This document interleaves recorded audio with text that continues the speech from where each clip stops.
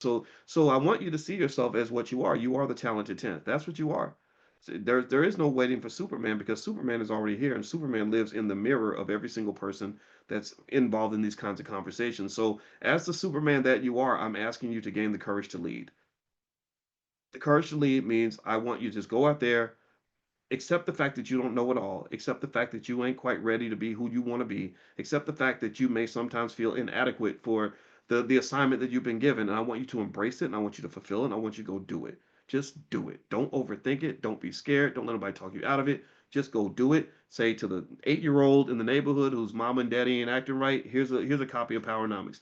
You know, the little girl with low self-esteem. Have you ever heard of Dr. Claude Anderson? Let's talk about Harriet Tubman. Let's talk about Black history. Or that kid who's a little bit lost. Just, hey, do you ever think about starting your own business? When I was on Tuskegee's campus dropping our daughter off, I met some black men, and I said, okay, you're smart guys. You're really you're graduating. This is amazing. I said, make sure you start a business. Make sure you learn AI. Right. My thought is every young person I run into, I'm gonna pour into them. Every person that wants something poured into them. That's my goal. That's my job. Right. And I believe firmly that this is no time for hero worship. This is no time for putting anybody on some freaking pedestal where we're looking up to one guy or one woman. No, this is the time where you have community leadership, where everybody's connected. The consciousness is connected, right? I listened to a guy, and I'm gonna get back into this, but I just have to share this. This is really interesting. I was watching a video about a guy who was talking about consciousness, right? And every morning our class is called financial consciousness.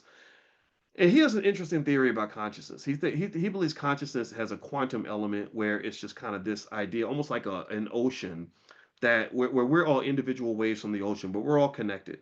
That consciousness can be connected. So, for example, like the way my mother died, I don't know if anybody else has gone through this, but since my mother died, she's gone physically, but I can still feel her everywhere. Anybody ever go through that? Somebody dies and you can hear their voice in your head. You see signs of them everywhere. You carry around physical and spiritual remnants of who they were and what they represented. You think about things that you're doing that started with them, right? So that is, I think, how he was defining consciousness. Like it's something that just kind of connects us all. If you open your mind to it, if you're able to connect to that, like a radio frequency, and all of us are just individual antennas on the same radio station, right? So my argument would be that what we're really doing here, when we talk about financial consciousness, when we talk about Black consciousness, B1 consciousness, that's all of us are connected in that way, right? And we're just, maybe I'm just a decently loud radio station, but all of us are little antennas or big antennas, and I think that if all of us play the same radio station or play the same song from the same frequency,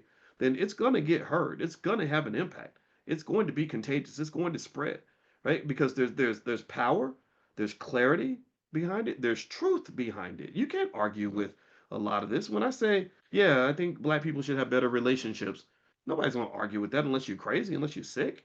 Or if I say, yeah, I think that we should work on our health, our mental and physical health, ain't nobody going to disagree with that.